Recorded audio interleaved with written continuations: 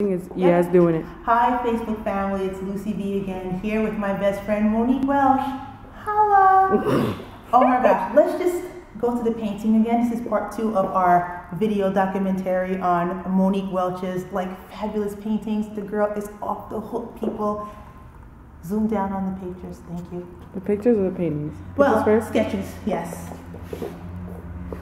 Can you tell us a little bit about some of these sketches that you've done? Well, a lot of them are just from my favorite comic book characters. Like this is Cannon Hawk from Fathom. This is Wonder Woman. This is actually La Femme Nikita from the original Luc Besson film. Love it. This is Grace from Soulfire. This is I did some of Aspen up here from Fathom. This is Lara Croft, my favorite ever. I love her so much. We have Hulk over there. Aspen some more Aspen, more Tomb Raider. And Lucie B, check this out. Yeah. Figure. So let's zoom in on you. Have a little sit down, and you'll tell. Don't be nervous. Don't be.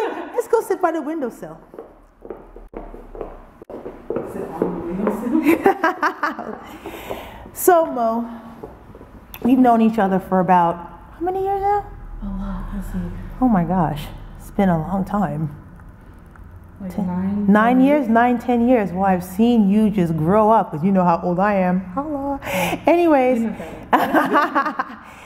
so tell me about your love of art, because clearly you're talented. Clearly you have a point of view. Clearly you have something to say to the world, and it's expressed through your art. And you are one hell of an artist, and it's raw. I mean, a lot of people would have to go to school to even do half of the work that you do there. So tell me a little bit about your evolution and how you got into art. And I've always been into art ever since I was a little kid. My dad, he used to be an artist too, and he had a lot of books that he stole from the library. I'm sorry, sorry, Kevin. These 80s drawing books that he kind of stole from the library, and oops, he gave them to me when I was a kid. Okay. So I was learning from that, and then I went to the High School of Art and Design, where I met so many good people. I cut a lot. So okay. You need to look at me, girl. Come on, a beautiful face of yours. I'm just trying to figure out what to say. Okay.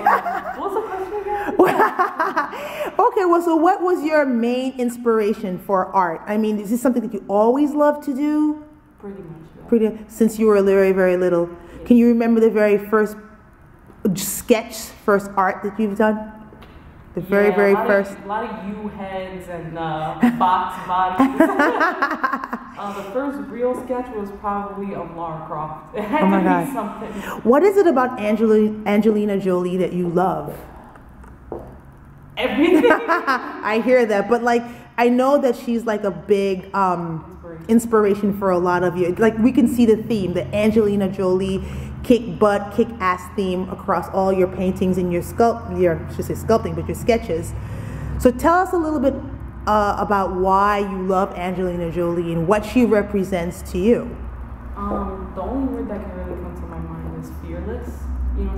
I feel like, I've never met her before, but she feels like a person that'll just do whatever she wants without that fear. I like that. And how does that translate into your paintings? Because I know sometimes people who are writers, they really they think about an inspiration or a focus, and they just go with it.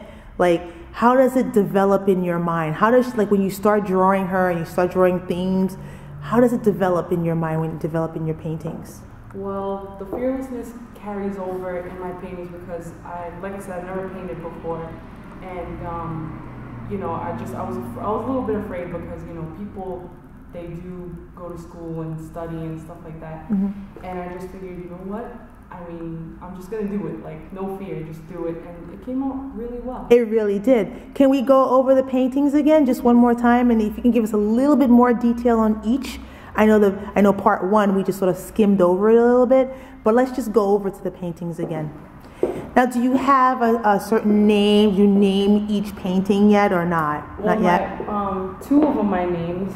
The first one where she's smoking is called 15-Minute Break. Mm-hmm. Kind of just inspired a little bit by my mom, because I know my mom goes and smokes on her break, and I know a lot of other people when they're working, the stress from work, they go and they smoke on their break. So It's beautiful. I kind of just wanted to catch that. I really love her fiery red hair. Yeah. She really does have a really great attitude.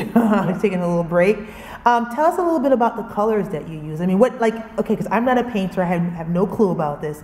So what is the kind of paint that you use, the brush that you use, the paper? Like, tell us a little bit about that. Well, the painting is acrylic on oak tag.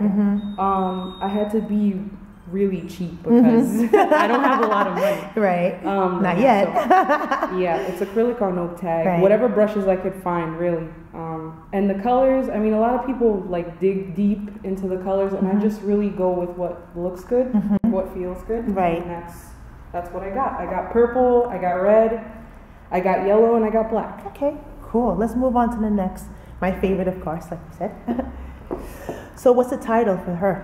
This one's called Moco. Okay. And Moco? Moco. Moco. And anybody who is Spanish knows that moco means booger.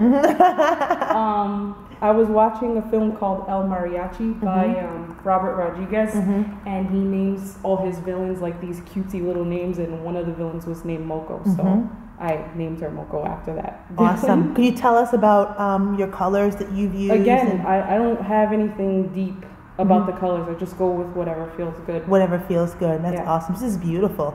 But I noticed, your sketches that I've seen like years back, you have an anime Japanese theme. Yeah. Can you tell us a little bit more about that? Like, what turns you on about anime? I mean, because I know most of your sketches are anime-ish-esque. What turns me on about the Yeah. anime? That sounds wrong.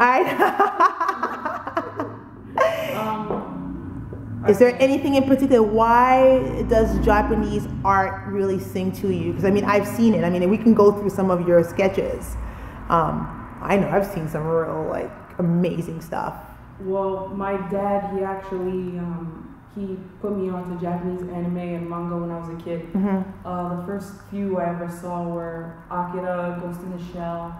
Just a beautiful art form, really, because in America, cartoons are really like cartoons. You think of Saturday morning cartoons, and in Japan, the cartoons really have it's stories. It's serious. It's like movies, but in art form. Right. They really take it to the next level, though. It's absolutely stunning. There's violence and there's murder and there's sex and But they make it look beautiful. Yeah, they do. That's the point.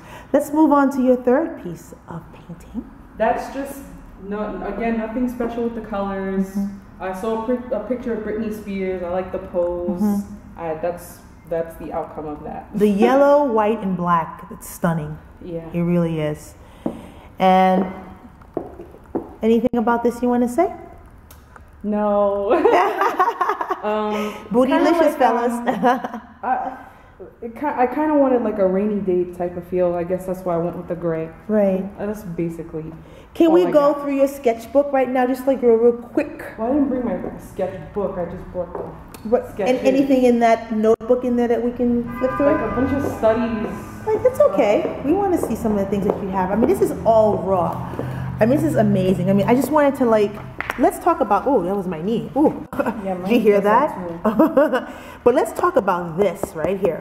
Yeah. Because this is kick butt. Tell us a little bit about this here. That's actually a pose taken from Tomb Raider 2, the game. It was a Tomb Raider 2 game, and it was an ad in, I think it was the official PlayStation magazine, I think. And I took the pose and I just cartoonified it and colored it. It's Prismacolor on computer paper.